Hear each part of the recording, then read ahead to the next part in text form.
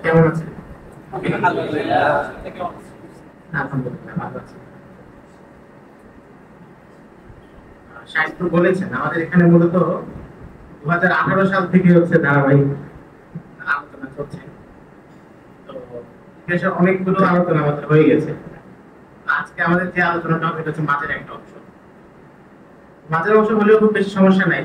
ওই মাঝের অংশটাই তো সম্পূর্ণভাবে আলোচনা হবে। আশা করি আপনাদের সমস্যা হবে না।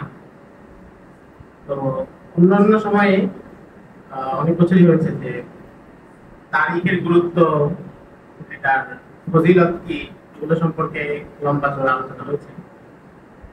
আজকে যেহেতু আমাদের নতুন বছরের শুরু, বছর আশা করি কয়েকবার হবে ইনশাআল্লাহ। তো সংক্ষেপে যদি বলি যে তারিখের গুরুত্ব কি, মিশরে একজন তরুণ ইতিহাসবিদ আছেন মোহাম্মদ আমিন। উনি বর্তমানে তুরস্কে থাকেন। সিসি সরকার প্রায় 100 বেশি মামলা দিয়েছিলেন। উনি খুবই যোগ্য আলেম, আল আজহারে পড়েছেন। উনাকে একজন জিজ্ঞাসা করেছে যে তারিখ পড়ার গুরুত্ব কি, বা কেউ যদি তারিখ বা ইতিহাস না জানে, ইতিহাস তো বুঝেন সবাই, মানে অতীতে যা ঘটেছে, আগে যা ঘটেছে এগুলো।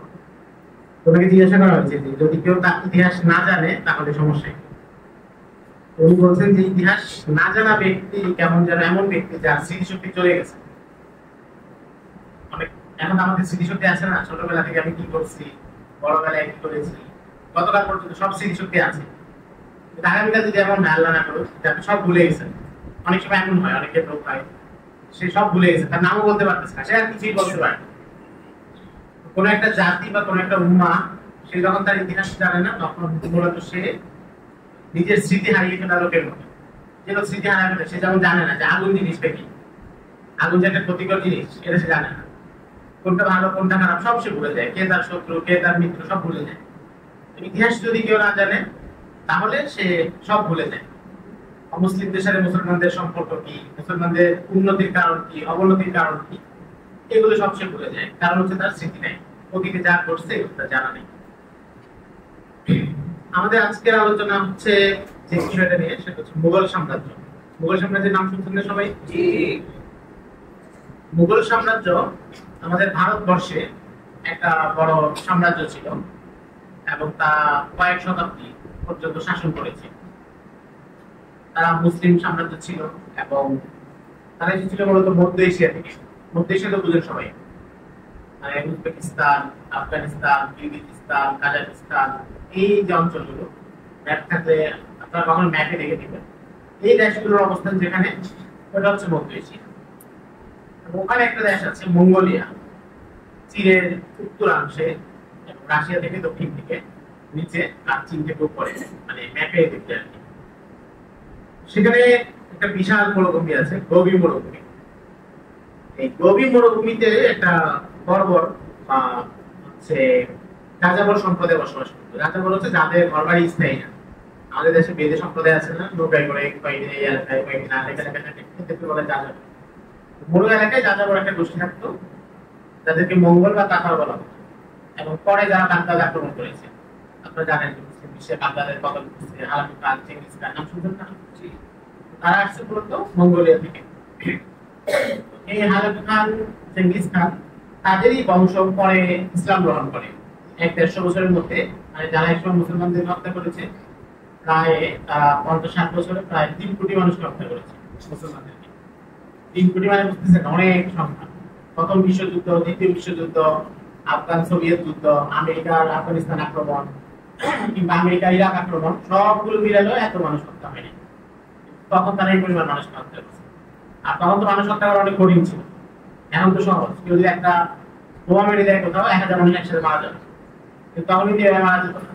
প্রত্যেককে আলাদা করে গিয়ে কোপ মারতে হবে, প্রত্যেকে আলাদা করে তীর মারা যাবে। এক তীরে তো 2 জন মানুষ পড়বে না, এক কোপে 2 জন মানুষ পড়বে না। তাহলে মানে 3 কোটি মানুষকে মারতে হলে প্রচুর পরিশ্রম করে মারতে হয়েছে। তারা এইভাবে মারছে আর কি, এত হিংস্র ছিল।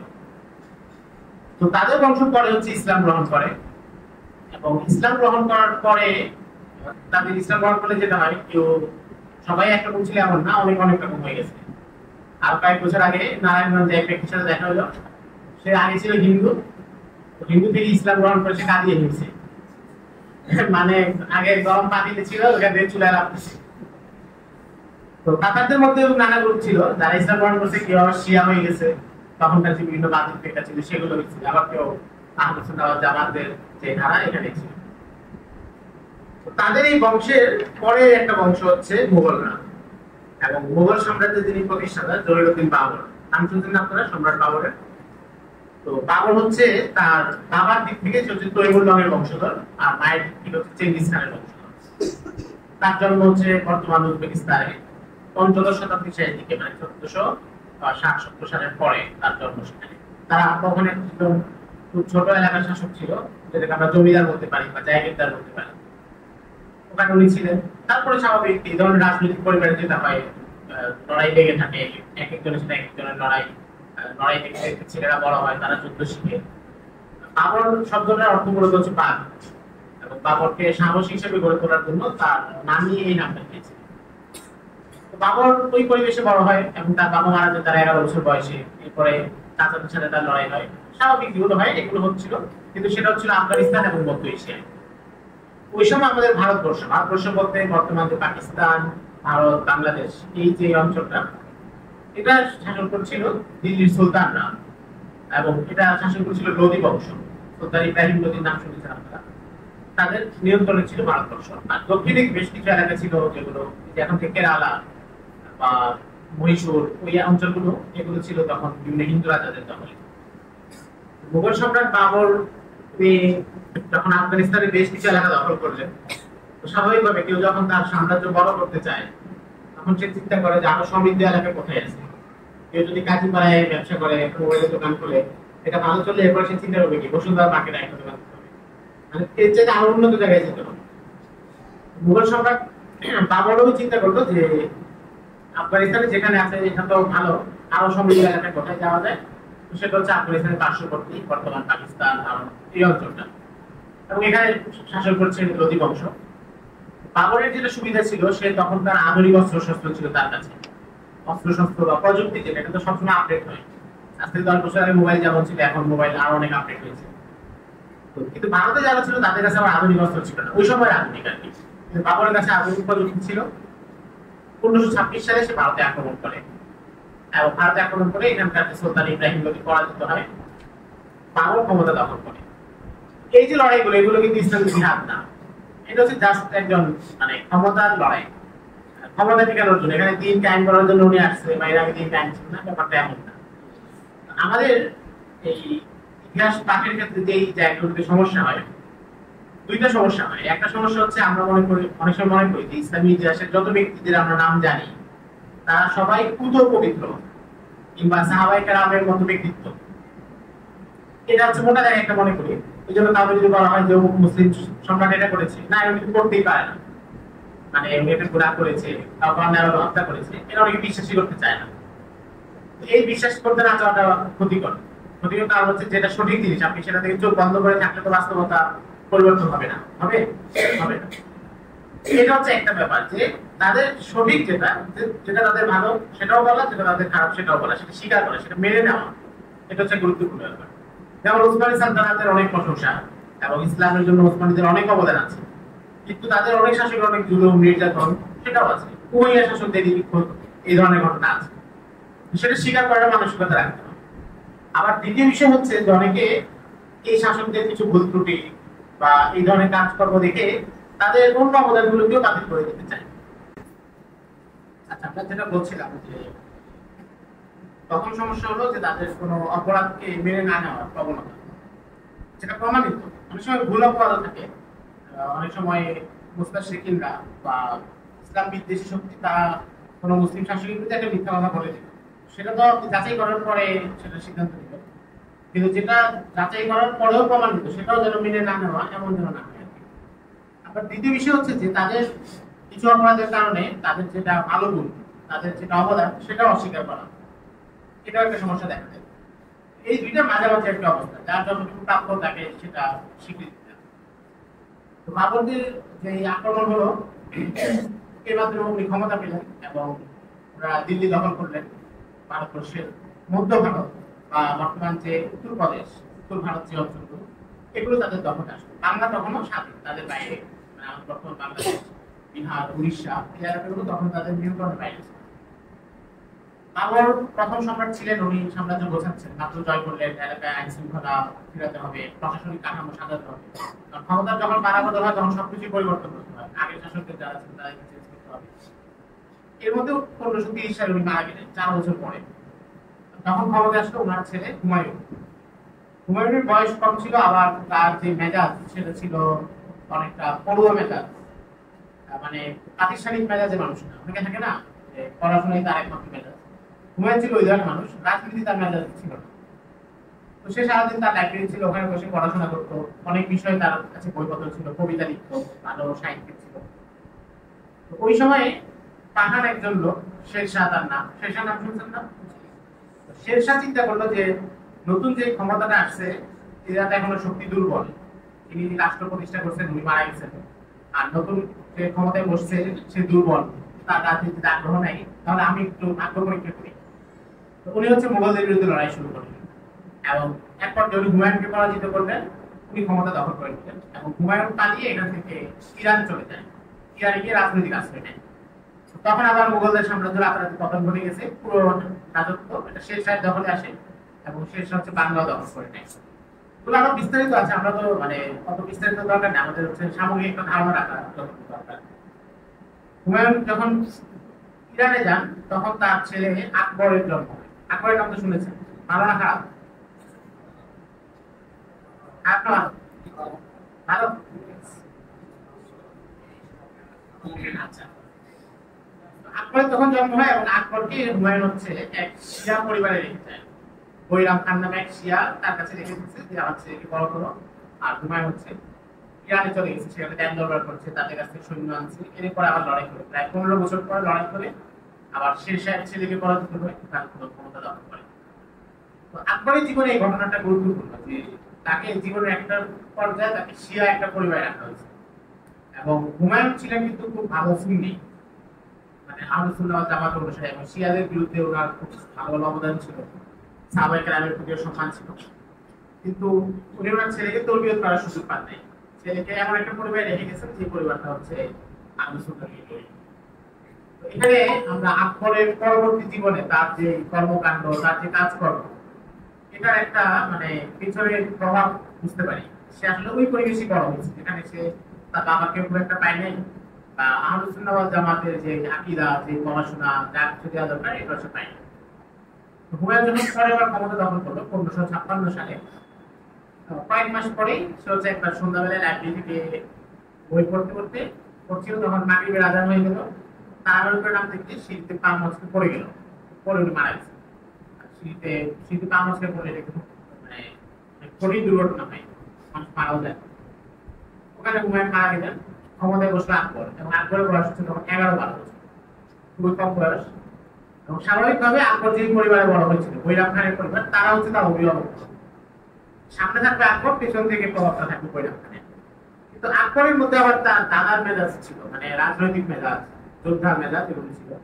তো কয়েক বছরের মধ্যে আকবর হচ্ছে সব কাজ শিখে ফেলে, এবং শিখে সে হচ্ছে তার যে বৈরাম খান যে ছিল তাকে হজে পাঠিয়ে দেয়, আপনি হজ করে আসেন। এটা একটা রাজনৈতিক কৌশল থাকে। অনেক সময় কেউ যখন কাউকে কোথাও থেকে সাইড করতে চায়, বাংলাদেশের বিভিন্ন প্রতিষ্ঠানে আপনারা জানেন, কাউকে সরাসরি বলে যে আপনি 1 বছর দাওয়াতে মেহনত করে আসেন, 1 বছর সাল্লাহে আসেন, মানে আগের কথা বলছে আপনি আগের বছর 2 বছর থাকবেন এমন আর কি। তো বৈরাম ভাই আকবর এটাই বলছে যে আপনি হজ করে আসেন, তো এটা বলে তাকে হজে পাঠিয়ে দিচ্ছে।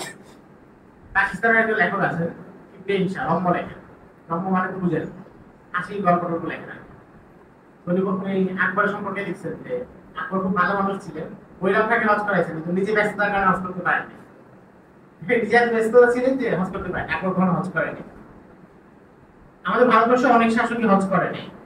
তো না করার কারণ হচ্ছে এক দলের মধ্যে গাফলতি ছিল, আবার আরেক দলের মধ্যে তাদের জোহর তাকওয়া এত বেশি ছিল, এবং তাদের জীবনযাত্রায় এত বেশি দান করতেন, তাদের কাছে হজ করার মতো টাকা পয়সা জমে নেই, বা হজের নিসাবি আসেনি।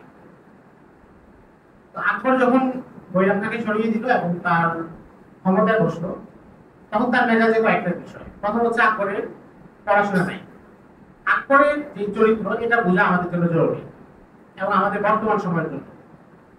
প্রথম বিষয় হচ্ছে আকবরের পড়াশোনা ছিল না, যেহেতু যে ছোটবেলায় আরেক বাসায় বড় হয়েছে, বাবা মা সে যখন বড় হয় তখন তার বাবা তো রাজ্য হারালো, সে তো কোনো সম্রাটের ছেলে হিসেবে বড় হয়নি। সম্রাটের ছেলে হিসেবে বড় হলে তার জন্য রাষ্ট্রীয় শিক্ষক রাখা হতো, অনেক ভালো ভালো শিক্ষকরা তাকে পড়াইতো, সেটাই সুযোগ পায়নি, যেহেতু সে তখন তার বাবাই রাজ্য হারালো।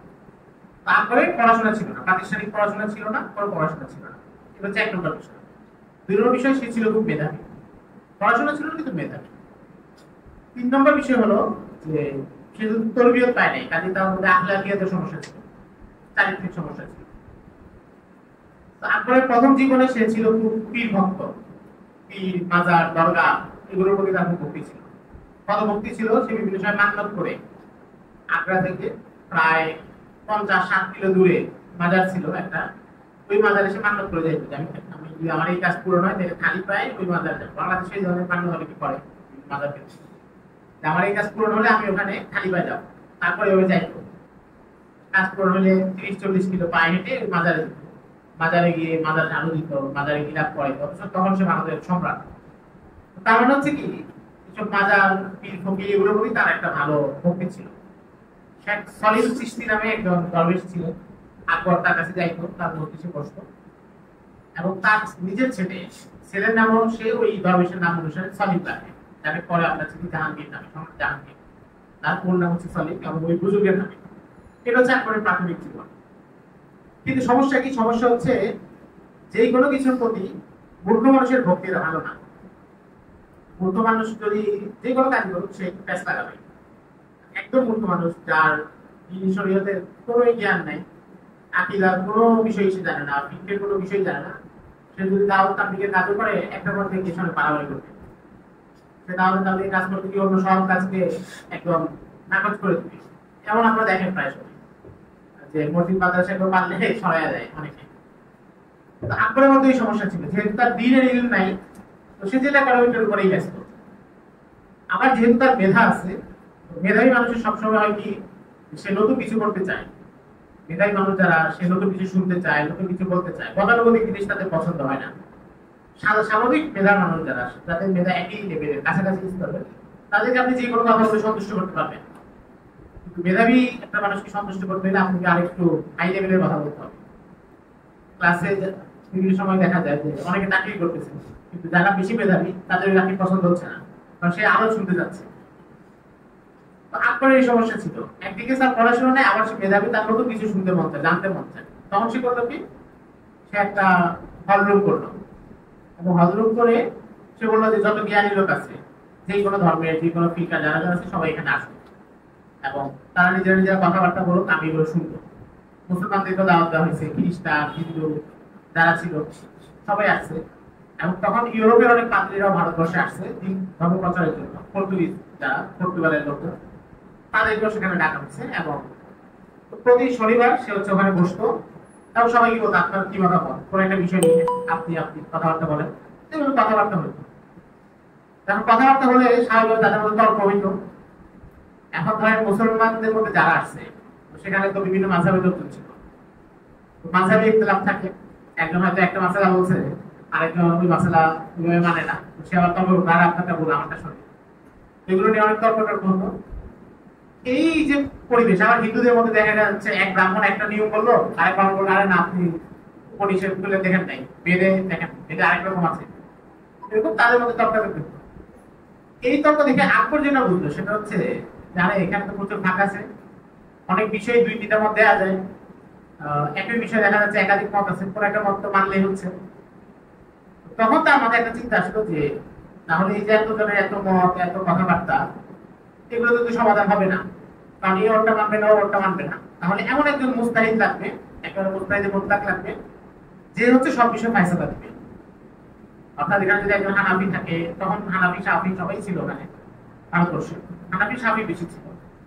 একজন হানাফি একটা কথা বলবে, শাফি একটা কথা বলবে, মালিকি হাম্বলি একটা কথা বলবে, এরপরে এমন একজন লাগবে সে একটা ফায়সালা দিবে যেটা সবাই মেনে নিবে। যদিও বাস্তবে এটা সম্ভব না, কারণ ফিকহি ইখতিলাফগুলো আপনারা জানেন যেটা যে ধারা থেকে এসেছে, এটা সম্ভব না, এই ইখতিলাফের মধ্যে সৌন্দর্য। কিন্তু আকবরের তো ইস্যু নাই, এবং তার নিজের মেধার প্রকাশ ঘটানোর একটা তাড়না আছে। সে চিন্তা করলো যে আমি নিজে দায়িত্ব নেই, হিন্দু ধর্মের মধ্যে যে তর্ক, ওটার সমাধান আমি দিব, খ্রিস্টানদের মধ্যে যেটা আছে, মুসলমানদের মধ্যে যেটা আছে, সব আমি দিব। এবং ওই সময় আকবরের সাথে 3 জন আলেম ছিল যারা আকবরের খুব খাস লোক ছিল, এবং ওই 3 জনকে ধরা হয় ভারতবর্ষের সবচেয়ে প্রভাবশালী এবং মেধাবী আলেম ওই সময়টা। একটার নাম হচ্ছে মোল্লা মুবারক নাগরী। মোল্লা মুবারক নাগরীর 2 ছেলে ছিল, একটার নাম হচ্ছে আবুল ফজল, আরেকটার নাম হচ্ছে ফয়জি।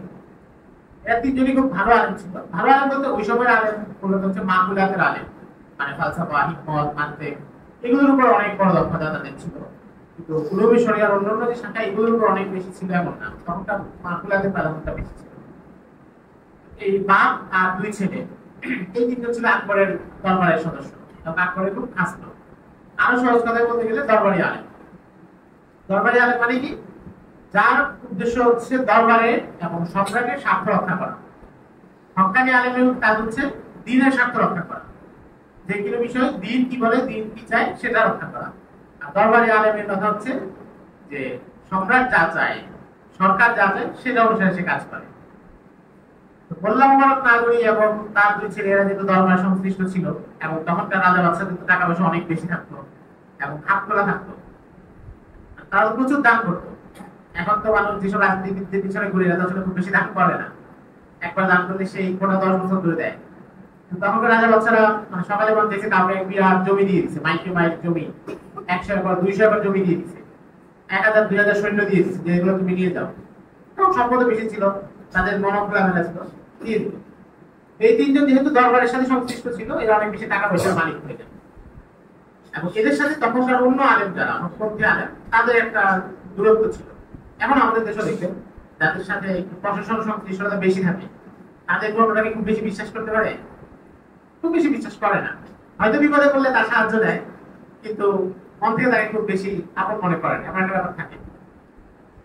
তো এই বাপ বেটা 2 জন তারা চিন্তা করলো যে আকবর হচ্ছে তাদের সাথে মাশওয়ারা করলো যে আচ্ছা দেখেন আমরা যদি প্রতি শনিবার এখানে বসি, নানা বিষয়ে তর্ক, দেখেন কোনো সমাধান নাই, কেউ কারোর কথা মানে না, মানে এমন করলে কেমন হয় যে আমি এখানে ওটা একটা সমাধান দিই। তো বাপ বেটা 3 জনে তাকে পরামর্শ দিতে তারা ভালো হয়, এবং এটা আপনারই অধিকার, কারণ আপনি মেধাবী মানুষ, আপনি জমিনে আল্লাহর প্রতিনিধি, এবং আপনার হাতে শাসন ক্ষমতা, আপনি চাইলে কেউ যদি আপনার ফয়সালা না মানে আপনি সেনাবাহিনী পাঠিয়ে তাকে মানাইতে পারবেন। এমনি তো 1 বছর আরেক বছর সারাদিন বকলে কি কোনো সমাধান করতে পারবে? কিন্তু আপনি চাইলে যেতে পারবেন, আপনি সমাধান করতে পারবেন, আপনি দায়িত্ব নেন। তখন আকবর আরো কিছুদিন মাশওয়ারা করলো, এবং তার একটা নবরত্ন ছিল, মানে 9 জন সভাসদ ছিল বা 9 জন খাস খাদেম ছিল বলা যায়। এদের মধ্যে হিন্দু ছিল, অনেকে মুসলমান ছিল, জৈন ধর্মের লোক ছিল। তো তারাও তাকে একই পরামর্শ দিল। দেওয়ার পরে আকবর হচ্ছে নতুন একটা মতবাদ বানালো, এটার নাম কি? দ্বীন ইলাহি। এখন দ্বীন ইলাহি এখানে সে অনেকগুলো নিয়ম কানুন করে দিল যে কারোর সাথে কারো দেখা হলে সালাম দেওয়া যাবে না। কি বলতে হবে? বলতে হবে আল্লাহু আকবার, তারপর বলতে হবে জাল্লা জালালু। মানে আকবরের নাম হচ্ছে জালালউদ্দিন আকবর, তার নামের দিকে আর আল্লাহু আকবার তার আকবর। নামাজ এগুলো তো রহিত হয়ে গেছে, এগুলো সব রহিত। সূর্য উদয়ের সময় আর সূর্য অস্তের সময় সূর্যের উপাসনা করতে হবে, মানে সূর্যকে একটু পূজা করতে হবে। আসলে কোনো ফিতনা, যে কোনো ফিতনা নতুন ভাবে তৈরি করা যায় না, আগের 10-20টা ফিতনা থেকে চুরি করতে হয়, এখান থেকে একটু এখান থেকে একটু, এরপর একটা মিক্সার বানাতে হয়। যেমন আপনি যদি আমাদের দেশে যেগুলো আছে কাদিয়ানি মতবাদ যদি দেখেন, এদের ফিতনার পিছনে আরো 400-500 ইসি থেকে এই জাতীয় ফিতনার কথা আছে, ওরা বিভিন্ন জায়গা থেকে চুরি করেছে। আমাদের দেশে যে হিজবুত তাওহীদ, ওরা এরকম এই চিন্তাগুলো আগে ছিল অনেকে, সেগুলো থেকে চুরি করেছে। আকবরও একেবারে নতুন একটা মতবাদ তৈরি করতে পারবে না। তো সে মুসলমান ধর্ম থেকে কিছু নিচ্ছে, হিন্দু ধর্ম থেকে কিছু নিচ্ছে, অগ্নি পূজকদের ধর্ম থেকে কিছু নিচ্ছে, আগুনের পূজা, সূর্যের উপাসনা এগুলো তাদের কাছ থেকে নিচ্ছে। আবার হিন্দুদের কাছ থেকে কিছু নিয়েছে, মন্দিরের মতো একটা বানানো, সেটাকে আলপনা আঁকা, পূজা করা, এরকম সবগুলো দিয়ে পিকচার বানাইছে, মানে এটার নাম হচ্ছে দ্বীন ইলাহি।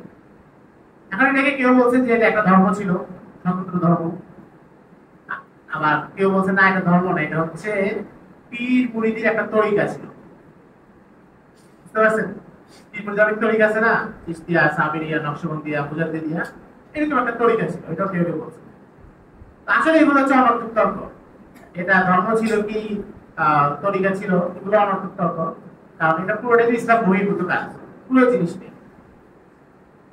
কিন্তু মজার ব্যাপার হচ্ছে আকবর তখন আলেমরা বাধা দিলেন। স্বাভাবিকভাবে আলেমরা যারা বাধা দিচ্ছেন তাদেরকে জেলখানায় পাঠানো হয়েছে, অনেককে হত্যা করা হয়েছে, প্রচুর নির্যাতন করা হয়েছে। এবং আকবর নির্দেশ দিচ্ছে যে মসজিদে মিম্বরে দাঁড়ায় কোরআন শরীফ পড়তে হবে, বেদ গীতা এগুলো যা আছে এগুলো পড়তে হবে, সব ধর্মের তালিম দিতে হবে, সর্বধর্ম, এবং যে কোনো ধর্ম পালন করলে, ধর্ম পালন করার তো কিছু নাই, আকবরের ধর্মে ঢুকলেই সে নাজাত পাবে, মানে আকবরের যে মতবাদ এখানে ঢুকলে নাজাত পাবে। কিন্তু অনেক বেশি চেষ্টা করেও এই পুরা ধর্মের উম্মত পাইছে মাত্র 22 জন, মানে অনেক পৃষ্ঠপোষকতা, অনেক ধাক্কাধাক্কি করে পুরা ধর্মের উম্মত কয়জন? 22 জন। এর মধ্যে 3 জন হচ্ছে বাপ বেটা, তারা 3 জন তো আগে ঢুকছে, আর এরপর আরো কয়েকজন ঢুকছে, তার সভাসদরা ঢুকছে, আরো 2-4 জন ঢুকছে। কিন্তু অনেককে নির্যাতন করা হয়েছে, আলেম যারা ছিলেন তাদেরকে নির্যাতন করা হয়েছে। ওই সময়টা প্রভাবশালী আলেম ছিলেন শেখ আহমদ সাহেদি মুজাদ্দিদ আল-ফিসানি, যাকে বলা হয়, মানে দ্বিতীয় সহস্রাব্দীর মুজাদ্দিদ। মানে তখন হচ্ছে হিজরি দ্বিতীয় সহস্রাব্দ, 1000 হিজরি শেষ হয়ে 1100 হিজরিতে পড়তেছে আকবরের যে শাসনামলটা, তো ওই জন্য ওনাকে দ্বিতীয় সহস্রাব্দের মুজাদ্দিদ বলা হয়। মুজাদ্দিদ আল-ফিসানি রাহিমাহুল্লাহ উনি আকবরের এই যে পাপাচার যা যা সে করছে, প্রথমত হচ্ছে ধর্মের নামে যা করলো, দ্বিতীয় বিষয় হচ্ছে সে প্রচুর বিবাহ করেছে, হিন্দু, মুসলমান, খ্রিস্টান, মানে তার স্ত্রী, বাদী, দাসী সব মিলে প্রায় 57,000 সংখ্যা ছিল মহিলা, তার যে হেরেম ছিল সেখানে স্ত্রীর সংখ্যা ছিল। এবং ধর্মীয় দিক থেকে তো সে পুরো মুলহিদ ছিল, স্পষ্ট মুলহিদ। আবার ইসলাম বিরোধী অনেক কর্মকাণ্ডে, মদ পান, অন্যান্য যা খারাপ কাজ আছে এগুলো তো সে সরাসরি সংশ্লিষ্ট ছিল, এবং অন্যদেরকে এই কাজ করতে বাধ্য করত, যারা সেখানে ছিলেন তাদেরকে এই কাজ বাধ্য করত। আকবরের দরবারে একজন প্রসিদ্ধ আমির ছিলেন নবাব খান-এ-খানা, উনি অনেক চেষ্টা করছেন আকবরকে পরিবর্তনের জন্য, কিন্তু সফল হন নাই। ওনাকেও পরে হাজে বানিয়ে দিয়েছে, ছাত্র হাউস করে আসেন। মুজাদ্দিদ আল-ফিসানি রাহিমাহুল্লাহ প্রথমে করলেন কি, উনি একজন আলেম ছিলেন এবং খানকা ছিল, পীর ছিলেন। প্রথমে উনি আম মানুষের মধ্যে দাওয়াতি কাজ করলেন। এরপরে যারা শাসক ছিল, বিভিন্ন এলাকার যারা গভর্নর, যারা তহসিলদার, সেনাপতি, তাদের সাথে যোগাযোগ করলেন, তাদেরকে পত্র মারফত দাওয়াত দিলেন, আকবরের গুমরাহি সম্পর্কে সচেতন করলেন, আকবরকে জানালেন, আকবরের এই নানাভাবে করেছেন। কিছু কিছু মানুষ ওনার কথাগুলো গ্রহণ করেছে, এদের মধ্যে আকবরের ছেলে জাহাঙ্গীর একজন। কিন্তু আকবর হচ্ছে শাসনামলের শেষ দিকে এসে মুজাদ্দিদ আল-ফিসানিকে গ্রেফতার করেন এবং বন্দী করে গোয়ালিয়রের দুর্গে বন্দী করে ফেলেন, একটা কারাগার ছিল সেখানে। যাই হোক, আকবর প্রায় 50 বছর শাসন করে 1606 সালের দিকে মারা যায়। এমনিতে আকবর যদি ধর্মীয় দিক থেকে বাদ দেয়, তাহলে দুনিয়াবি দৃষ্টিকোণ থেকে একজন খুব যোগ্য শাসক ছিল। তার শাসনামলে মুঘল সাম্রাজ্য অনেক বেশি বিস্তৃত হয়েছে, অনেক, যেটা উত্তর ভারতে ছিল সেটা দক্ষিণ ভারত পর্যন্ত, আমাদের বাংলা অঞ্চলের বিশাল অংশ তার নিয়ন্ত্রণে, পাকিস্তানের বিশাল অঞ্চল, আফগানিস্তানের অনেক এলাকা তার শাসনামলে মুঘলদের নিয়ন্ত্রণে আসছে। তার সময় রাষ্ট্রের সমৃদ্ধি, ট্যাক্স, জিডিপি এগুলো অনেক বেড়ে গেছে। সেনাবাহিনী অনেক শক্তিশালী ছিল, সে নিজেও খুব ভালো যোদ্ধা ছিল। দুনিয়াবি দৃষ্টিকোণ থেকে তো এগুলোই মাপা হয়, যে কারো সেনাবাহিনী কত শক্তিশালী, রাষ্ট্রের উন্নতি কেমন, সাম্রাজ্য কেমন সময় টিকছে, এই জায়গা থেকে সে ঠিক আছে। কিন্তু ধর্মীয় দৃষ্টিকোণ থেকে সে একজন মুলহিদ ছিল, ইসলামের বিরুদ্ধে যুদ্ধ ঘোষণা করেছে, আলেম ওলামাদেরকে বিভিন্নভাবে শাস্তি দিয়েছে, হত্যা করেছে, অনেক মাদ্রাসা বন্ধ করে দিয়েছে যেখান থেকে তার এই পাপাচারের বিরুদ্ধে কথাবার্তা বলা হয়, এগুলো তার ওখানে ছিল। আকবরের মৃত্যুর পরে ক্ষমতায় বসলেন জাহাঙ্গীর। জাহাঙ্গীর যেহেতু ক্ষমতায় আসার আগে মুজাদ্দিদ আল-ফিসানির দাওয়াত পেয়েছে এবং সে এসে মনে প্রাণে গ্রহণ করেছে, সে এসে মুজাদ্দিদ আল-ফিসানি রাহিমাহুল্লাহকে কারাগার থেকে বের করল এবং আকবর যা যা কিছু রীতিনীতি চালু করেছে সে এক ফরমানের মাধ্যমে, এক চিঠি আদেশ নামার মাধ্যমে সব বাতিল করল। মুঘল সম্রাটদের মধ্যে অনেকে আত্মজীবনী লিখেছে। প্রথম মুঘল সম্রাট যিনি বাবর, বাবরের আত্মজীবনী আছে বাবর নামা, তুর্কি চাপটাই তুর্কি ভাষায় লেখা, বাংলা অনুবাদ হয়েছে বাংলা একাডেমি থেকে, পড়তে পারেন আপনারা, চমৎকার, অনেক জিনিস জানা যাবে। যেহেতু আমরা যার সম্পর্কে আলোচনা করতেছি উনি নিজের সম্পর্কে বলে গেছেন, ভালো বুঝতে পারতেছে কত কিছু তথ্য আছে। সম্রাট হুমায়ুন কোন আত্মজীবনী লেখেন নাই, কিন্তু ওনার বোন ছিলেন দুর্বলন বেগম, মানে বাবরের মেয়ে, উনি ভাইয়ের জীবনে লিখছেন হুমায়ুন নামা নামে। এরপর সম্রাট বাবর, সম্রাট আকবর, আকবর তো লেখাপড়াই জানতো না, তো সে লিখতে পারেনি, কিন্তু তার যে দরবারি মোল্লা আবুল ফজল, সে আকবর নামা লিখছে। তো ওইটা হচ্ছে আকবরের জীবনী এবং তার সময় রাষ্ট্রের অবস্থা। আচ্ছা, মজার কথা হলো এই যে আবুল ফজল যারা আকবরকে গোমরাহ করেছে এবং আকবরের দালালি করার জন্য সব করেছে এবং এত বেশি করেছে সে নিজে পরে এক চিঠিতে, তার একটা চিঠি পাওয়া গেছে পরে, ওই চিঠিতে সে তার এক বন্ধুকে বলতেছে যে আমি দুনিয়ার সামান্য কিছু উপার্জনের জন্য আমার আখেরাত হারালাম। সে যেহেতু আলেম ছিল সে তো জানে যে সে আকবরকে যে পরামর্শ দিয়েছিল পরিষ্কারই না, কিন্তু নিজে সব জেনেও দুনিয়া স্বার্থের জন্য ওটা হারিয়েছে এবং স্বীকার করতেছে, কিন্তু তাও তওবা করতেছে না। কিন্তু আবুল ফজলের পরিণতিটা কি হলো? আবুল ফজলের সাথে ঝগড়া হলো আকবরের ছেলে জাহাঙ্গীরের। এটা হয়, ধরেন আপনার বাবার কিছু বন্ধু আছে তাদের কথা আপনার বাবা অনেক শুনে, আবার আপনি ছেলে হিসেবে বড় হয়ে গেছেন, এখন আপনার বাবা আপনার ব্যাপারে কোনো সিদ্ধান্ত নেওয়ার সময় তার বন্ধুদের কাছ থেকে শুনে, এবং সেই সিদ্ধান্তটা এমন হয় যেটা আপনার মনের ইচ্ছার বিরুদ্ধে হয়, তখন কি আপনি আপনার বাবার বন্ধুর উপরে খেপে যাবেন না? এখন জাহাঙ্গীর যেভাবে চাচ্ছিলেন, তখন তারা যুবরাজ ছিল, তারা চাচ্ছিল যে আমাকে দক্ষিণাত্যে পাঠানো হোক, এটা একটা সমৃদ্ধ এলাকা, বাংলায় পাঠানো হোক, আমি সেখানে থাকবো। কিন্তু আবুল ফজল হচ্ছে এগুলো নিয়ন্ত্রণ করছে, সম্রাটকে বলছে না, যুবরাজদেরকে কাছে রাখেন, এখন বড় দায়িত্ব দিয়ে না, বড় সেনাবাহিনী দিয়ে না। আবার দরবারে তো সবারই লোক থাকে, জাহাঙ্গীর তো জেনে যায় যে আমার আপনাকে পরামর্শ কে দিয়েছে। জাহাঙ্গীরের জন্য আবুল ফজলের উপর খেপা ছিল। একবার আকবর হচ্ছে তার রাজত্বের 25তম বছরে আবুল ফজলকে পাঠালো দক্ষিণাত্যে এক এলাকায়, ওখানে লড়াই চলতেছিল সন্ধি করার জন্য। তো জাহাঙ্গীর খবর পেল যে আবুল ফজল ওখানে যাচ্ছে, তো সে পথে এক আঞ্চলিক রাজাকে কিছু টাকা দিল, বললো আবুল ফজলকে পেয়ে গেল, এবং আবুল ফজলকে পথে পেয়ে ফেলেছে। আকবর শুনে অনেক কষ্ট পেয়েছে, অনেক কান্নাকাটি করছে, কয়েকদিন পর্যন্ত দরবার থেকে বের হয়ে বলছে আমার সবচেয়ে অন্তরঙ্গ বন্ধু, অন্তরঙ্গ বন্ধু বলতে মানে আমাকে যে সবচেয়ে বেশি গৌরব করছে সেই অন্তরঙ্গ বন্ধু মারা গেছে, আমি খুব কষ্টে। কিন্তু বাস্তবতা হলো কি, এখন বন্ধু মারছে যেটা তোদের সেই ছেলেকে মারবে না, মারবে? এটা দুনিয়ার বাস্তবতা। অনেকে কারো দালালি করতে গিয়ে এত বেশি দালালি করে, সে এটা বুঝে না যে আমার এই দালালির প্রতিদান ভবিষ্যতে তার কোনো উত্তরসূরি বা তার কাছের লোক আমাকে মেরে ফেললে আমি যার পক্ষে দালালি করতে সে আমার পক্ষে দাঁড়াবে না। এটা হচ্ছে বাস্তবতা।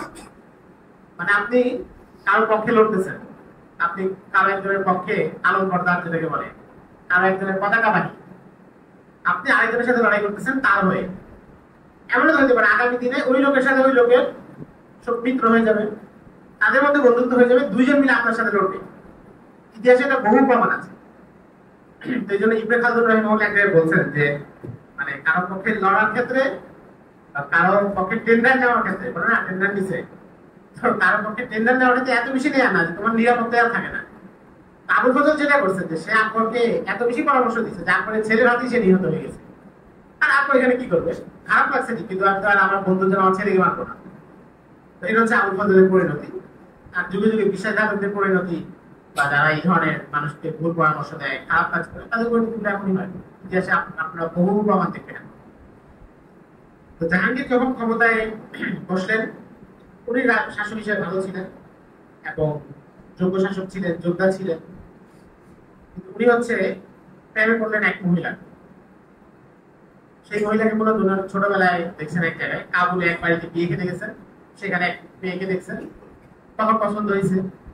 পরে উনি কাবুলে চলে দিল্লিতে চলে আসছেন, আগ্রায় চলে আসছেন, ওই মেয়ের কথা মনে নেই।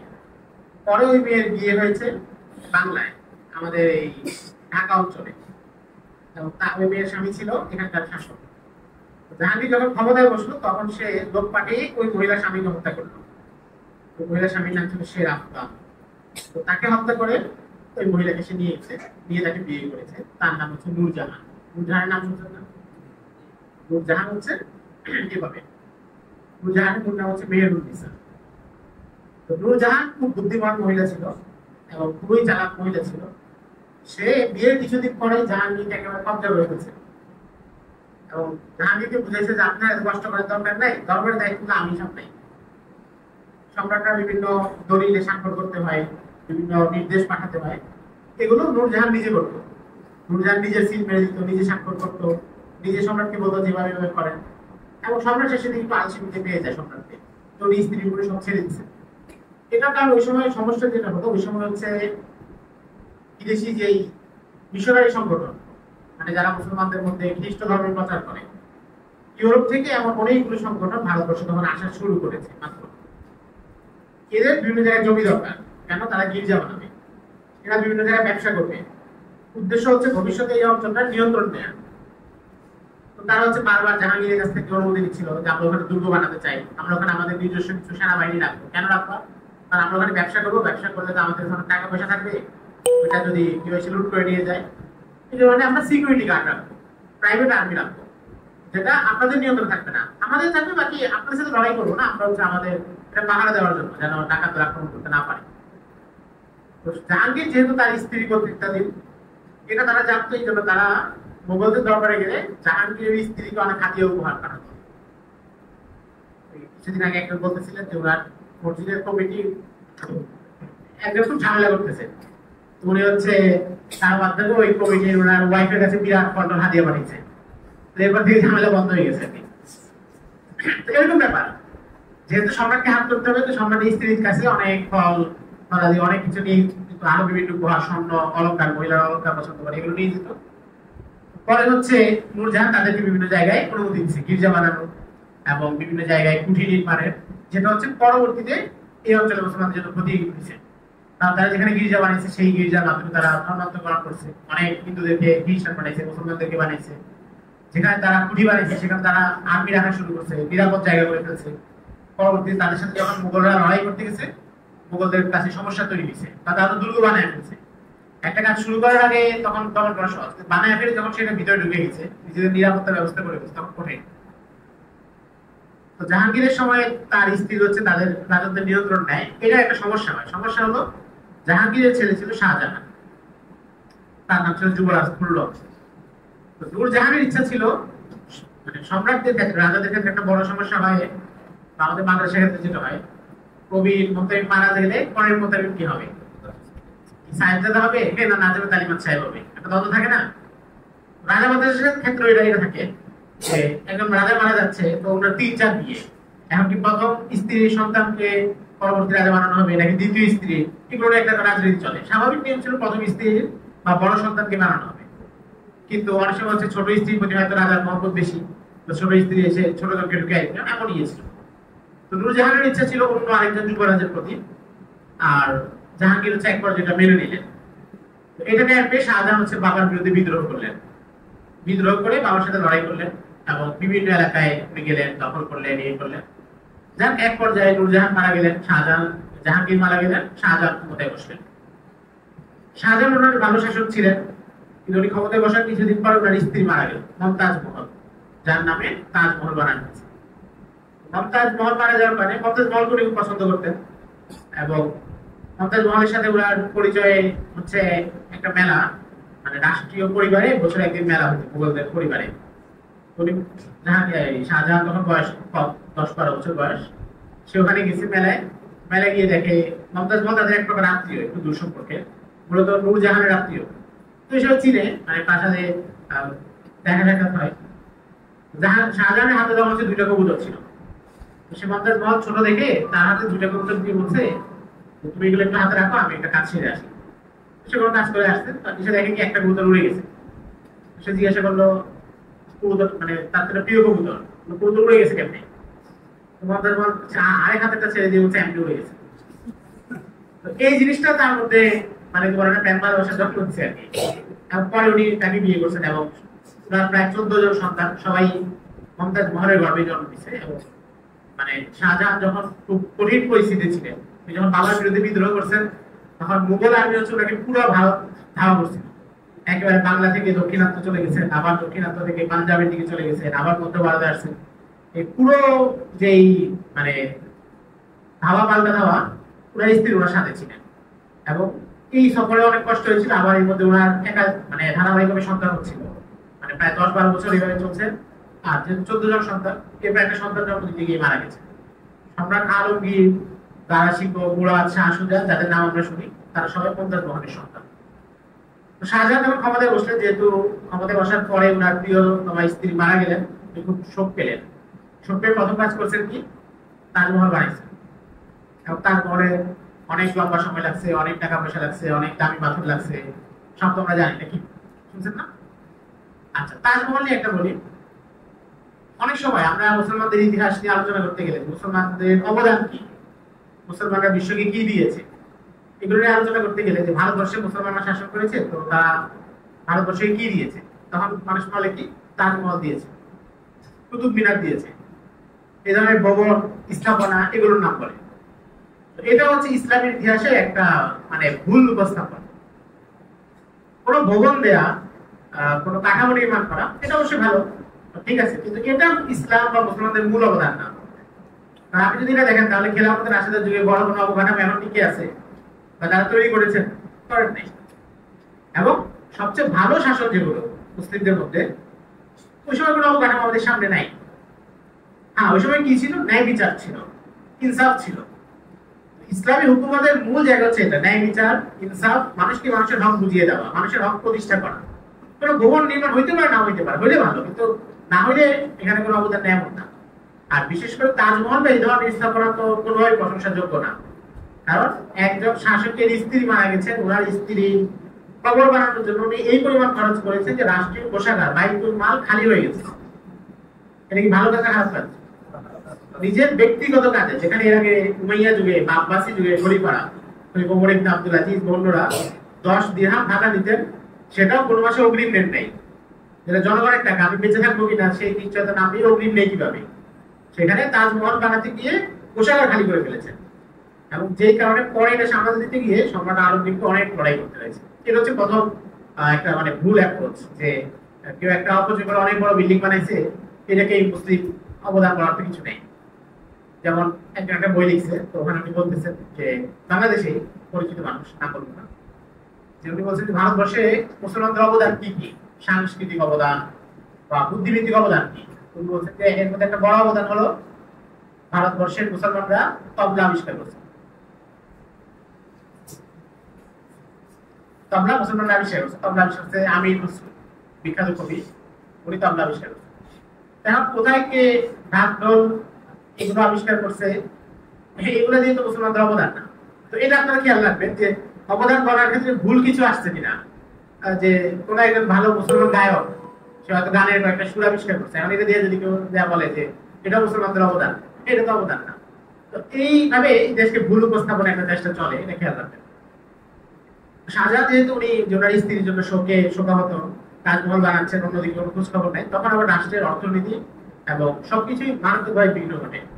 আর শাহজাহানের সাথে তার প্রিয় ছেলে ছিল দারা শিখো। দারা শিখো ছিল অনেকটা আমার আকবরের মেজাজে, পড়াশোনা বেশি করতো, পড়াশোনা ছিল, সব ধর্মের সাথে খাতির, এবং সে চাইতে সব ধর্ম মিলে যে ভান্ডারীরা বা বাউলরা যেমন চায় এরকম কিছু একটা করবে। কিতাব কিতাব লিখছে অনেক, মাঝে মাঝে বাহারাই তার একটা আছে, দুই বাহার মানে দুই সমুদ্র, হিন্দু ধর্ম আর মুসলমান ধর্ম দুইটাকে একসাথে মিলিয়ে দিবে, তার ছিল এই ধরনের চিন্তা। সেও নাস্তিকবাদী চিন্তার মানুষ ছিল, কিন্তু সে ছিল শাহজাহানের প্রিয়। আর আলমগীর ছিলেন দক্ষিণাঞ্চে, আলমগীরকে দূরে রেখে দেওয়া হয়েছে। তো আলমগীর রাহিমাহুল্লাহ উনি যেহেতু পড়াশোনা ভালো ছিল, অভিযোগে বড় আলেমদের কাছে পড়াশোনা করেছে, এর বিভাগে অনেক বেশি যোগ্য ছিলেন। ফতোয়া আলমগীর যখন সংকলন করা হয় তখন প্রতি রাতে উনি যা লেখা হয়েছে সেটা সম্পাদনা করতেন। তার মানে হানাফি ফিকহের উপর ওনার এই পরিমাণ যোগ্যতা ছিল। তো উনি বুঝতে পারতেছিলেন যে আমার বাবা যেভাবে রাষ্ট্র চালাচ্ছেন এতে অনেক সমস্যা হচ্ছে। প্রথমত হচ্ছে উনি, ঠিক আছে আমার মা, কিন্তু ওনার স্মৃতি সংরক্ষণের জন্য রাষ্ট্রীয় কোষাগার খালি করে ফেলতেছেন। পুরো মুঘল সাম্রাজ্যে যেন আর কোনো কাজ নেই, শুধু একটা কবর বানানো, যেটার জন্য 22 বছর সময় লাগছে। এবং মধ্য এশিয়া থেকে, বিশ্বের নানা জায়গা থেকে যেখানে দামি পাথর পাওয়া গেছে সব খোঁজ করে নিয়ে আসা হচ্ছে। তো আমার মানে এত খরচ করে রাষ্ট্রীয় কোষাগার কি করা হচ্ছে, রাষ্ট্রের সেনাবাহিনী দুর্বল হচ্ছে, বাবার শাসন কার্যে মন নাই, আমার ভাই ক্ষমতা চালাচ্ছেন, কিন্তু আমার ভাইও এমন ভাই যিনি হচ্ছেন আকবরের মতো, ভাই যদি ক্ষমতায় আসে তাহলে তো দিন ধর্ম সবকিছু গেলেবেলে করে দিবেন। এই চিন্তা থেকে আকবর হচ্ছে, আলমগীর হচ্ছে চিন্তা করতেছিলেন উনি পরিস্থিতিটা নিয়ন্ত্রণ নেবেন। এর মধ্যে 1658 সালে শাহজাহান অসুস্থ হয়ে যান। মুঘলদের একটা নিয়ম ছিল যে তাদের যে প্রাসাদে একটা বারান্দা থাকতো, ঝরকা বারান্দা বলে এটাকে, এটা আপনারা গুগলে সার্চ দিয়ে দেখবেন। ছোট একটা খুপড়ির মতো, আমাদের মেহরাবটা থাকে না, এরকম বারান্দা থেকে একটা খুপড়ি, ওখানে অর্ধেক দেয়াল, ওখানে গিয়ে দাঁড়ালে মানে যে শাসক রাজা সুলতান উনি দাঁড়াতেন সকালে ফজরের পর পর, তো সব নাগরিকরা দূর থেকে এসে ওনাকে দেখতেন উনি উপরে দাঁড়াইছেন। তার মানে হচ্ছে উনি সুস্থ আছেন, নিরাপদ আছেন, আমাদের সাম্রাজ্য নিরাপদ আছে। এটা হচ্ছে একটা মেসেজ, বার্তা। মানে ছবি বা নিজেকে দেখানো এটা অনেক গুরুত্বপূর্ণ অনুসারীদের কাছে নিজেকে টিকায় রাখার জন্য। অনেক যুদ্ধের ইতিহাসে আপনারা এমন পাবেন যে রাষ্ট্রে কোনো ক্রমে সেনাপতি ঘোড়া থেকে পড়ে গেছে, তার পতাকাটা পড়ে গেছে, তিনি মারা যান নাই, উঠবেন এর আগে সব পালায় গেছে, কারণ সবাই দিচ্ছে আমাদের পতাকা লুণ্ঠিত হয়ে গেছে, তার মানে আমরা নিরাপদ না, আমরা পালায় যাই। অনেক যুদ্ধে এমন করছে। তো এই জন্য সম্রাটটা সবসময় এটা দেখাইতেন যে আমি সুস্থ আছি, নিরাপদ আছি। তো উনি যখন বেশি অসুস্থ হলেন তখন উনি বারান্দা যেতে পারেননি কয়েকদিন, খুব অসুস্থ। যেহেতু বারান্দায় যেতে পারেন না, মানুষের মধ্যে রটে গেছে যে সম্রাট মারা গেছেন, কিন্তু এটা গোপন রাখা হচ্ছে। অনেক সময় এটা হইতো উত্তরাধিকারীদের মধ্যে লড়াই লাগবে, এই জন্য মীমাংসা করার জন্য সম্রাট মারা গেছে, লাশ দাফন না করে গোপন রাখবো, বা লাশ দাফন করে গেছে কাউকে জানাইতো না, এমনও হইতো। তো এটা শুনে আলমগীর রওনা দিয়েছেন দক্ষিণাত্য থেকে। শাহ সুজা ছিলেন বাংলায়, উনি এখান থেকে রওনা দিয়েছেন। মুরাদ, তিন ভাই তারা রওনা দিয়েছেন আগ্রার দিকে, যে বাবাজি তো মারা গেছেন, আমরা ক্ষমতা নিই। পথে একটা পর্যায়ে যাওয়ার পরে শোনা গেছে যে না, সম্রাট জীবিত আছেন। কিন্তু এরপরে তখন তিন বাহিনী, সেনাবাহিনী সহ আসছে, তো তখন আর কেউ ফিরে যাওয়ার অবস্থায় নেই। যাই হোক, সেখানে লড়াই হলো, পাল্টাপাল্টি লড়াই, এবং সব লড়াই শেষে আলমগীর জিতলেন। অন্যরা পালায়, শাহ সুজা আরাকানে পালায় গেছেন। আমাদের এই কুমিল্লা ফেরি এখান দিয়ে আরাকানে গিয়েছিলেন। যাওয়ার পথে ফেরিতে দুটো মসজিদ, কুমিল্লাতে মসজিদ বানায় গেছে, মসজিদ এখনো আছে, শাহ সুজা মসজিদ। শাহ সুজা পালিয়ে গেছে, মুরাদ আর তারাশিগুলোকে হত্যা করা হয়েছে। আলমগীর ক্ষমতায় বসলেন, ওনার বাবাকে কারাগারে রাখলেন। কারাগার বলতে কারাগার না, অবরুদ্ধ। ওনাকে একটা প্রাসাদে রেখে দিচ্ছেন, সেখানে খাদ্য প্রাদ্য দিচ্ছেন, কিন্তু ওনার কোনো নিয়ন্ত্রণ চলবে না, উনি বাইরেও আসতে পারবেন না। এগুলো নিয়ে পরে আলমগীরের উপর অনেক আপত্তি, অনেক প্রশ্ন সমালোচনা এগুলো তোলা হয়েছে। কিন্তু আসলে মূল ব্যাপারটা ছিল আলমগীর রাহিমাহুল্লাহ যদি ওই সময় ওই সিদ্ধান্ত না নিতেন, কারণ এই ধরনের অযোগ্য শাসক বা কেউ যদি অযোগ্য শাসক নিজের অযোগ্যতার কারণে কোনো রাষ্ট্রকে হুমকির মুখে ফেলে দেয়, তখন তাকে অপসারণ করে এমন যোগ্য মানুষের নিয়ন্ত্রণ নেওয়া বৈধ। তবে নিয়ন্ত্রণ না নিতে পুরো ভারতবর্ষের মুসলমানদের সবকিছুই, যেহেতু এখানে ইংরেজ, ফরাসি, ওলন্দাজ সবাই চলে আসছে অলরেডি, তারা এখানে বিপদে ফেলতে পারত। আলমগীর রাহিমাহুল্লাহ প্রায় 50 বছরের বেশি শাসন করেন, এবং উনি ছিলেন সর্বশেষ শক্তিশালী মুঘল শাসক, এবং উনি আকবরের চাইতে শক্তিশালী ছিলেন। ওনার রাজত্বের সীমানা বিশাল বিস্তৃত, পুরো বাংলা, একবার আসাম, ত্রিপুরা, এগুলো সব ওনার নিয়ন্ত্রণে ছিল।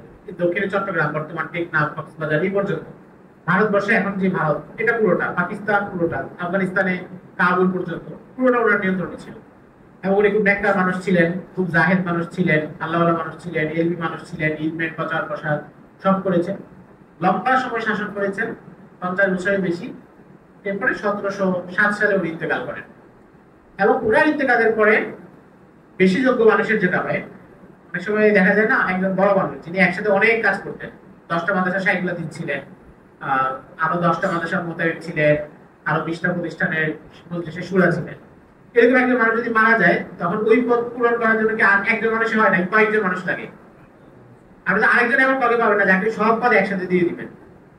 কারণ ওনার পরে আপনি যাকে পাবেন তাকে 3 মাদ্রাসার মোতাবেক বানাইতে পারবেন, 4 মাদ্রাসা। বেশি যোগ্য মানুষরা, এটা একটা সমস্যা। যদি অনেক বেশি যোগ্য হয়, ওনার যোগ্যতার কারণে একটা জিনিসকে এত বড় করেন যেটা তারপরে যে আসে সে এসে সামাল দিতে পারে না। আলমগীরের ছেলেরা খারাপ ছিল না, ভালো ছিল। তাদের মধ্যে ভালো আলেম ছিলেন কয়েকজন, ভালো শাসকও ছিলেন, কিন্তু বাবার পাল্লার ছিলেন না। বাবা এত বড় করেছে এই রাজত্বকে, এত বড় রাজত্ব সামাল দেওয়ার ক্ষমতা ছেলেদের ছিল না। মানুষের তো যোগ্যতা একটা লেভেল পর্যন্ত থাকে। মনে করেন কেউ যদি একটা ছোট কোম্পানি চালায় অভ্যস্ত হয়, ভালো, কিন্তু কোম্পানি অনেক বড় হয়ে গেলে সে সামলাতে পারবে না। তো ফলে দেখা গেল কি, আলমগীরের পরে তার ছেলেদের যুগে ভাঙন শুরু হয়ে গেল। বিভিন্ন এলাকায় আঞ্চলিক হিন্দুরা তো ছিলই ভারতে, তারা বিভিন্ন এলাকা আক্রমণ করে দখল করে নিয়ে গেছে, তাদের কাছে সরাই নিয়ে গেছে, মাঝে মধ্যে ভাই ভাইয়ের লড়াই হয়েছে। এরপরে তাদের দুর্বলতার যুগ, এবং এরপর আর ওইভাবে কোনো শক্তিশালী শাসক আসে নাই। এর মধ্যে ইংরেজরা এখানে লড়াই করা শুরু করলো, পলাশির যুদ্ধ হলো, মৈসুরের যুদ্ধ হলো, ইংরেজরা বিভিন্ন এলাকা দখল করলো। করতে করতে 1800 সালের মধ্যে দেখা গেল যে মুঘলদের সাম্রাজ্য শুধু নামে মাত্র টিকে আছে। ব্রিটেনের রানী এলিজাবেথের মতো নামে রানী, কিন্তু কোনো পাওয়ার নাই, একটু সম্মান টম্মান আছে। এবং তখনকার অবস্থা কি ছিল, তখন 1803 সালে তাদের একজন রাজা ছিল, মানে মুঘল সম্রাট ছিল, দ্বিতীয় শাহ আলম। তো তাকে নিয়ে দিল্লির রাস্তা ছেড়ে ফেলে পিচ্ছি ছেলের একটা কবিতা বলতো। কবিতাটা হচ্ছে খোদাওয়ান্দে আলম আজ দিহলি তা পালম। মানে এটা যদি খাস বাংলায় তর্জমা করি তাহলে হচ্ছে পুরো দুনিয়ার বাদশাহ, গাবতলী থেকে কাজীপাড়া পর্যন্ত রাজত্ব। মানে দিল্লিতে একটা দরজা ছিল দিল্লি দরজা, দিল্লি ফটক, আরেকটা ছিল পালং দরজা।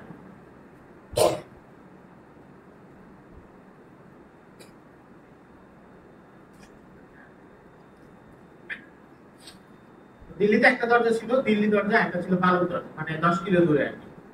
তো আসলে শাহ আলমের রাজত্ব এতটুকুই ছিল। দিল্লির বাইরে গিয়ে তার কথা শুনতে, বেশিরভাগ এলাকায় ইংরেজদের দখলে, কিছু এলাকা নবাবদের দখলে, কিছু এলাকা মারাঠাদের দখলে, শিখদের দখলে, তার নিয়ন্ত্রণ এতটুকু। কিন্তু নামের আগে লকব তো লম্বা লম্বা ছিল। আমাদের যুগে এখন যেমন আজকে শাহেক অনেকগুলো লকব দিলেন আমাকে, আমিও যাওয়ার কোনো মধ্যে শাহেককে দিয়ে দিব, বলে না যে আপনি আমাকে হাজি করবেন, আমি আপনাকে হাজি করবো। তো এই ধরনের লকব তখন ছিল। শাহ আলমের লকব অনেক ছিল, আবুল মুজাফফর, ইয়ামিন উদ্দৌলা, মালিকুল মুলুক, এই ধরনের বহু রকম 8-10টা। একজন মুঘল সম্রাট দ্বিতীয় আকবর শাহ, তার লকব ছিল 56টা। উর্দু, ফার্সি, উর্দু তো তখন তো বিকাশ ঘটে নেই, ফার্সি আর আরবি লম্বা লম্বা লকব। এবং মানে তারা নিজেরা যেহেতু লকব নিতই, কেউ আসলে লকব দিয়ে দিত, কেউ আসলে তাকে লকব দিয়ে দিত, অথচ ওরা নিজেরই পাওয়ার নেই। ওই সময় হচ্ছে তাদের অবস্থা এমন যে সাম্রাজ্য ঠিক আছে, কিন্তু শুধু দিল্লিতে লাল কেল্লা আপনারা ভিডিওতে দেখবেন, একটা বড় কেল্লা ছিল দিল্লিতে, এখনো আছে। এই লাল কেল্লার ভিতরে তারা থাকতো, বাইরে তাদের কোনো পাওয়ার ছিল না। ইংরেজরা তাদেরকে বেতন দিত, বছরে 3 লাখ রুপি তাদেরকে বেতন দিত।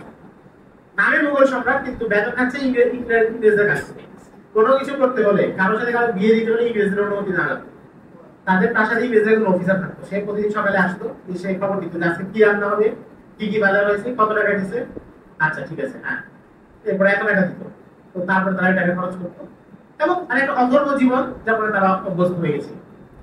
যে কোনো সাম্রাজ্যে এটা ঘটে যে প্রথমে যারা রাজত্ব প্রতিষ্ঠা করে তারা খুব কঠোর পরিশ্রমী হয়, তারা নিজের হাতে অনেক ত্যাগ করে এটা প্রতিষ্ঠা করে। পরের প্রজন্ম এসে তারা এটা হচ্ছে রেডিমেড পেয়ে যায়, এবং তারা হচ্ছে অলস প্রকৃতির হয়।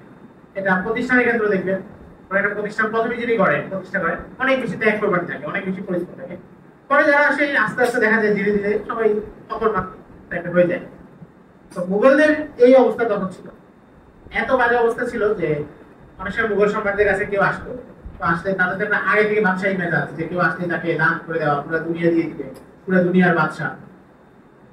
বলতো যে তোমাকে বাংলা দিয়ে দিলাম, তোমাকে বাংলা লিখিত দিয়ে দিলাম। তো পাশ থেকে বলে দিত যে হযরত বাংলা তো এখন ইংরেজদের দখলে, এটা তো তখন নাই, আপনার তো মালিকানাই নেই, কিভাবে দিবে? তো বলে আচ্ছা ঠিক আছে, তাহলে উড়িষ্যা দিয়ে দিলাম, তো উড়িষ্যাও ইংরেজদের কাছে। তাহলে বিহার দিয়ে দিলাম, তো বিহার ইংরেজদের কাছে। পরামর্শ বলতে আচ্ছা ঠিক আছে, তুমি ঘুরে দেখো যে কোনটা ইংরেজদের দখলে নাই, ওইটা তুমি নিয়ে যাও। দেড় জায়গা তার তখন নাই। এই সর্বশেষ মুঘলদের মানে এরকম অধঃপতনের অবস্থা সর্বশেষ শাসক ছিলেন বাহাদুর শাহ জাফর। বাহাদুর শাহ জাফর বেচারা খুব সাদাসিধা মানুষ, একটু সুফি দরবেশ টাইপের মানুষ ছিল। নিজামুদ্দিন আউলিয়া মাজারে যাইতো, সেখানে এক পীর সাহেব ছিল, তার মুরিদ ছিল, কবিতা লিখতেন, ওনার অনেক কবিতা বিখ্যাত আছে, ওনার দিওয়ান আছে। মির্জা গালিব ছিলেন তার দরবারের কবি, ইব্রাহিম জক নামে আরেক কবি ছিল। তো বাহাদুর শাহ জাফরের যে দৈনন্দিন জীবন, ওনার জীবনে নিয়ে অনেক বই লেখা হয়েছে। তো ওখানে ওনার দৈনন্দিন জীবনের একটা বিবরণ পাওয়া যায়। সেটা কি, মানে উনি হচ্ছে সর্বশেষ মুঘল শাসক। সকালে উঠে ফজর নামাজ পড়তে পড়তে, ফজর নামাজ পড়ে এসে কতক্ষণ প্রাসাদে একটু হাঁটাহাঁটি করতেন, এরপরে কবুতরের খেলা দেখতেন, কবুতর বাজি, এক কবুতরের সাথে আরেক কবুতর মারামারি, মুরগের সাথে মুরগের মারামারি, এগুলো দেখতেন। এরপরে 10টা-11টার দিকে গিয়ে দরবারে যাইতে, কবিরা আসতো, এক কবি আরেক কবিকে কবিতা বলতো, মানে সে মোশাহারা যেটা হয়, এই কবিতাগুলো শুনতেন। এরপরে দুপুরে খাবার টাবার খাইতেন, খেয়ে স্ত্রীদের কাছে যেতেন কিছুক্ষণ বিশ্রাম নিতেন। বিকালবেলা আবার কবিরা আসতো, আবার কবিতা বলতেছে, বিয়ে করতেছে। আর বাইরে তখন হচ্ছে ইংরেজরা একের পর এক জায়গা দখলে নিচ্ছে, মুসলমানদেরকে মারতেছে, বাইরে বালাকোটের যুদ্ধ হচ্ছে। এগুলো আমরা যে কথা বলছি 1840-এর পরের কথা।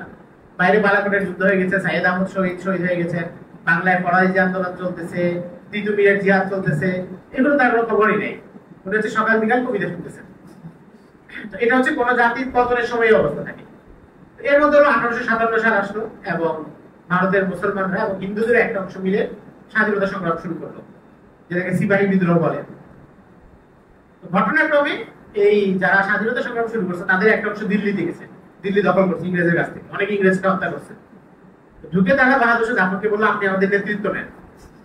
না, আমরা তো সাধারণ মানুষ, আমরা তো যদি লড়াইয়ে জিতিও শাসক হতে পারবো না, আমাদেরকে কে মানবে? আমাদেরকে একজন মানলে 10 জন মানবে না। কিন্তু মুঘল সম্রাট আপনি যতই দুর্বল হন, আপনার প্রতি মানুষের একটা ভক্তি শ্রদ্ধা সবই আছে, আপনি আমাদের নিয়ন্ত্রণে, আপনি আমাদের সেনাপতি। তো বাহাদুর শাহ জাফর মনে করলেন যে ঠিক আছে, আমি যদি এদের সেনাপতি হই, এবং এরা যেহেতু ইংরেজদেরকে প্রাথমিকভাবে কয়েকটা যুদ্ধে জিতে গেছে, তাহলে সামনে যদি এরা জিতে যায় আগের মতো আবার স্বাধীন পাবো। কারণ শেষ কয়েক বছর বাহাদুর শাহ জাফর টাকা পয়সা কষ্টে ছিলেন, যে 3 লাখ টাকা দিচ্ছে ওই টাকা হচ্ছিল না। ওরা আবার নাতি নাতি বেশি ছিল, মানে ছেলে মেয়ে অনেক বেশি ছিল, নাতি নাতি বেশি ছিল, এই টাকা পয়সা কভার হচ্ছে না। তো এই জন্য ওরা নিজের শাসক হওয়া দরকার। তুমি নেতৃত্ব নিয়েছেন, কিন্তু নেতৃত্ব নিলে কি হবে, ওনার ভিতরে নেতৃত্বের গুণ নাই। মানে ব্যক্তি সে ভালো ছিলেন, আল্লাহ টাইপের ছিলেন, সবই ঠিক আছে, কিন্তু রাজনীতি আসলে আল্লাহ দিয়ে হয় না। আল্লাহ দিয়েও হইতে পারে, কিন্তু শুধু আল্লাহ দিয়ে রাজনীতি হয় না, রাজনীতির জন্য রাজনীতি বুঝতে হয়। তো উনি কয়েক বছর মানে এই লড়াইয়ের সময় দেখা গেছে বারবার উনি মানে নিজে সাহস হারায় ফেলতেছেন। সিপাহীদের মধ্যে কোনো সমস্যা হচ্ছে, ওনার কাছে আসলে উনি সমাধান দিতে পারতেছেন না। তো যাই হোক, এক পর্যায়ে ইংরেজরা হচ্ছে পুরা বিদ্রোহ দমন করলো, দমন করে ওনাকেও গ্রেফতার করলো। ওনার অনেক ছেলেদেরকে ওনার সামনে হত্যা করছে, করে ওনাকে গ্রেফতার করে পরে বিচার হলো। বিচারে ওনাকে মৃত্যুদণ্ড দেওয়ার কথা ছিল। পরে একজন ইংরেজ অফিসার পুরো আত্মসমর্পণে আমি ওনাকে বলছি যে আপনি আত্মসমর্পণ করলে মৃত্যুদণ্ড দেওয়া হবে না। তো ওই কারণে তাকে মৃত্যুদণ্ড দেওয়া হয়নি। ওনাকে রেঙ্গুনে, বর্তমান যে আরাকান মায়ানমারের রেঙ্গুনে ওনাকে পাঠিয়ে দেওয়া হয়। সেখানে উনি কারাবন্দী ছিলেন 4-5 বছর। পরে উনি ওখানে মারা গেছেন, তার কবর ওখানে। বাহাদুর শাহ জাফর মারা যাওয়ার পরে ইংরেজরা সিদ্ধান্ত নিল, মানে 1857 পরে, যে এই রাজবংশ টিকে রাখার কোনো দরকার নেই। এতদিন তো টিকে ছিল তাদের দয়াতে। ইংরেজরা যদি 1800 সালেই তাদেরকে লালকেল্লা থেকে বের করে দিত, তারা কি করতে পারতো? কিছু করতে পারতো না। তারা যদি দয়া করছে, তারা মনে করছে যে সাধারণ মানুষের কাছে এটা বেশি খারাপ লাগবে, আমাদের উপর খেপে যাবে, ঠিক আছে তোদের পারে থাকুক। কিন্তু এখন যেহেতু আমরা আরো বেশি শক্তিশালী হয়ে গেছি, আর দরকার নাই। এরপরে মুঘল রাজবংশকে একদম নিষিদ্ধ বন্ধ করে দিল। মুঘলদের বাড়িঘর থেকে তাদেরকে উচ্ছেদ করলো, সব শেষ। অনেকে হত্যা করলো, অনেকে জেলখানে গেল। এবং এরপরে মুঘল যারা ছিল তাদের অবস্থা খুবই দুর্দশায় গেছে। অনেকে দিল্লির রাস্তায় ভিক্ষা করতো, অনেকে ফুল বিক্রি করতো, কেউ কেউ মাজারে গিয়ে পড়ে থাকতো পাগলের মতো। মানে যারা শাহজাদা ছিল, বাহাদুর শাহ জাফরের নাতি, বাহাদুর শাহ জাফরের ছেলে, বাহাদুর শাহ জাফরের নাতনি, মানে খুবই চরম দুর্দশায় গেছে। তাদের ওই দশাটা দিল্লির একজন বড় লেখক খাজা হাসান নিজামী উনি দেখছেন সচরাচর। পরে উনি ওনাদের এই স্মৃতিকথাগুলো নিয়ে একটা বই লিখছেন, বেগমান কে আসে। এটা আপনারা সব বলে পড়তে পারেন। আর কোনো কষ্ট লাগে যে যাদের বাপ দাদারা পুরো 3 মহাদেশে, এই 3 দেশ পুরো ভারতবর্ষ শাসন করছে, তাদের মানে তাদের উত্তরসূরি দেওয়া অবস্থা যে তাদেরকে 10 টাকার জন্য ভিক্ষা, 2 টাকা ভিক্ষা চাইছে, কেউ ভিক্ষা না দিয়ে লাঠি মারছে, এমন ঘটনা হচ্ছে। খুব মানবেতর জীবনযাপন করছে। এবং ওই মুঘলদের একটা বংশ এখনো দিল্লিতে আছে, এবং তারা হচ্ছে খুব নর্মাল কাজ করে। নর্মাল কাজ করে বলতে যে ভাঙ্গারি দোকানের কাজ, টোকাইয়ের কাজ, এগুলো করে। যেমন আমাদের পুরান ঢাকায় একটা পরিবার আছে যারা হচ্ছে নবাব শায়েস্তা খান, যিনি মুঘল সম্রাট আলমগীরের মামা ছিলেন এবং তিনি আমাদের এই যে লালকেল্লা প্রতিষ্ঠা করছেন, ঢাকায় সুবাদার ছিলেন। শায়েস্তা খানের একটা পরিবার, তারা হচ্ছে পুরান ঢাকায় থাকে। কিছুদিন আগে একজনে তাদের সাক্ষাৎকার নিয়েছে। তো তারা হচ্ছে ওখানে খুব গিঞ্জি একটা বাসায় থাকে, এবং টোকাই বা আরো অনেক কিছু এই জাতীয় মানে খুব ছোটখাটো পেশায় কাজ করে।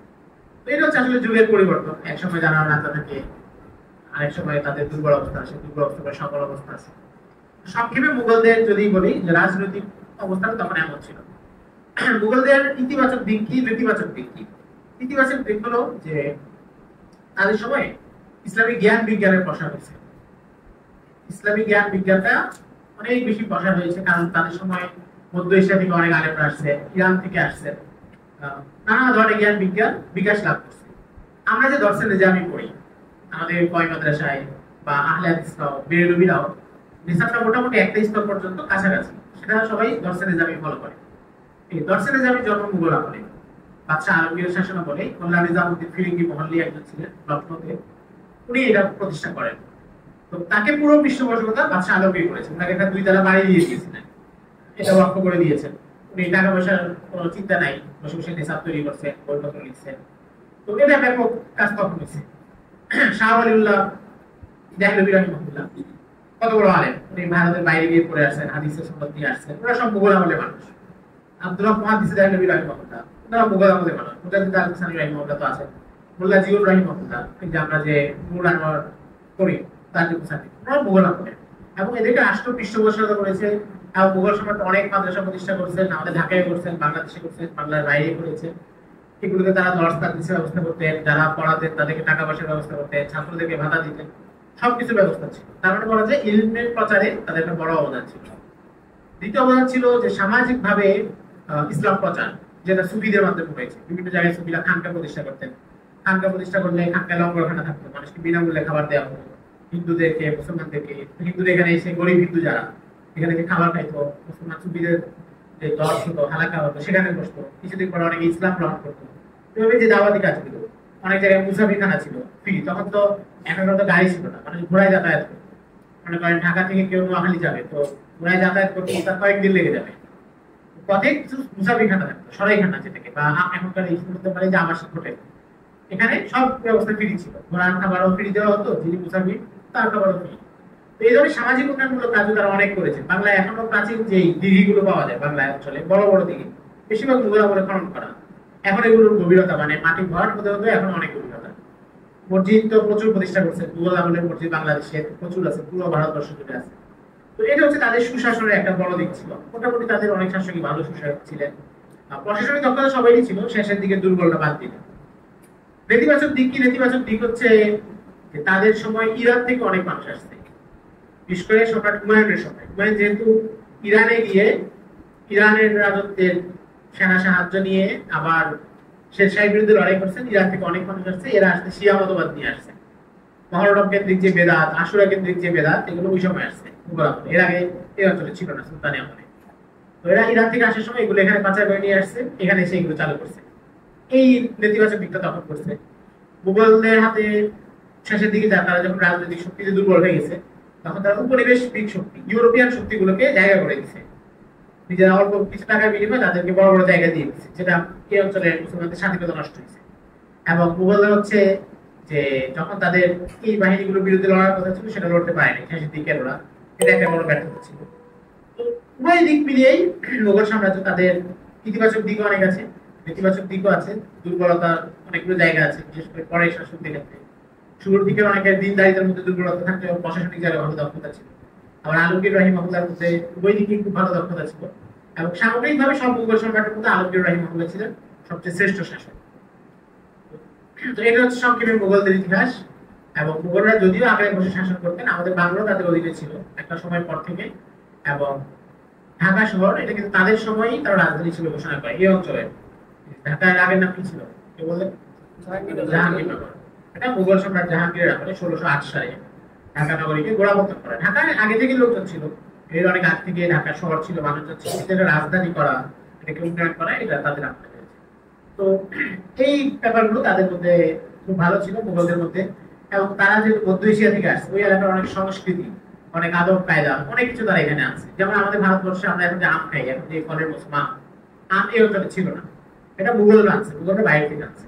অনেক জিনিসই এই অঞ্চলে এখন অনেক বেশি, কিন্তু আগে ছিল। যেমন পুকুরে কচুরি পানা দেখা যায় না, হ্যাঁ না হয় যে বড় বড় হয় বিভিন্ন, এগুলো আগে বাংলা অঞ্চলে ছিল না।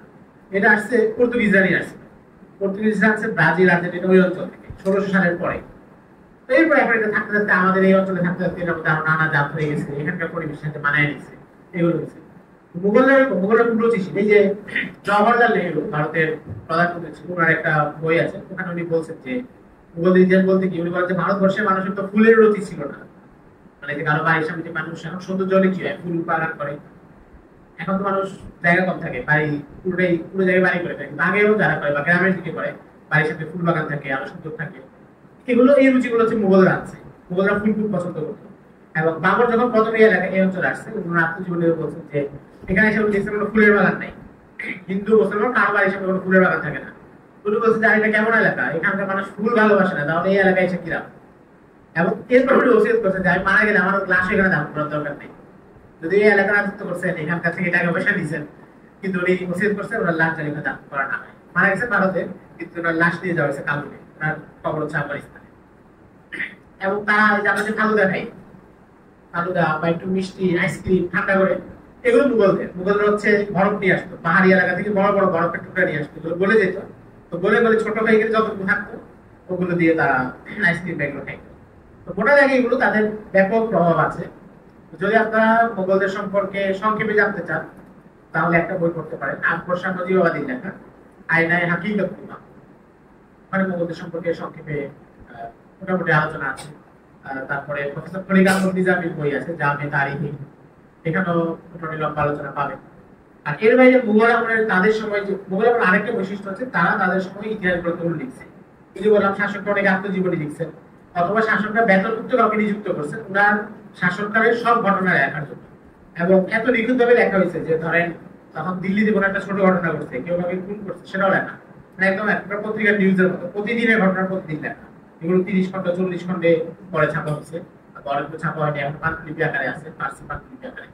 তো মুঘলদের আমলে যত বইপত্র আছে ওগুলো সবগুলো পড়লে ওই সব ইতিহাস সহজে জানা যায়। আর এটা যদি চান যে ভারতবর্ষের ইতিহাস, কোন অঞ্চলের ইতিহাস, কোন অংশের ইতিহাস, কোন বই পড়া যায়, একটা লম্বা তালিকা আছে এবং বিস্তারিত তালিকা হচ্ছে সৈয়দ আবুল হাসান আলী নদভী রাহিমাহুল্লাহ আব্বাস, মাওলানা আব্দুল হাই হাসানী নদভী, ওনার বই আত-তাকাফুতুল ইসলামিয়্যা ফিল হিন্দ। ওইখানে অনেক লম্বা তালিকা দিয়েছেন যে ভারতবর্ষে সব ইতিহাসে যা বই লেখা হয়েছে ওনার সময় পর্যন্ত 1920 সাল পর্যন্ত সবগুলো তালিকা কোনটা লেখককে সর্বোপরি কোনটা কত পৃষ্ঠা এবং কোথায় আছে ছাপা নাকি মাতৃকা নাকি মাতৃয়া এগুলো উনি সব ডাটা দিচ্ছেন। তো ওই তালিকা দেখলে আপনারা সহজে পেয়ে যাবেন কোন একটা অংশ নিয়ে যে অংশটি জানতে চাইলে কোথায় কোথায় কি করতে পারি এটা দেখতে পাবেন। তো আজকে আপনারা ক্লান্ত আসলে অনেক কাজ হয়ে গেছে, আপনাদেরকে অনেক বেশি বিরক্ত করলাম, আবার অনেকদিন পরে বিরক্ত করবো ইনশাআল্লাহ। আর আজকে আলোচনার পরে যদি কারো কোনো আলোচনা সংশ্লিষ্ট কোনো যদি প্রশ্ন থাকে তাহলে সংক্ষেপে করতে পারেন।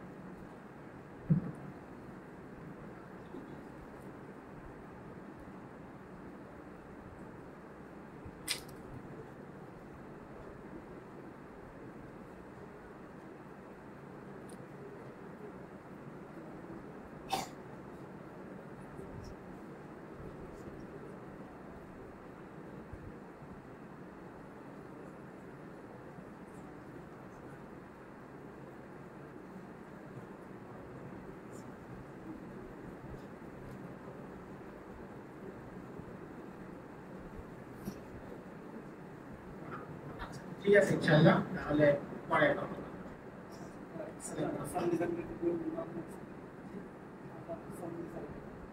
বেগম আজকে আসুন, বেগম আজকে আসুন, বেগমদের কান্না